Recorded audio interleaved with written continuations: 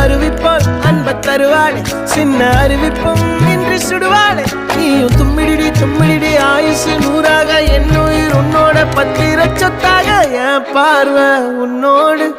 உன் பொம்மை கண்ணோடு பேசாமல் விண்ணோடு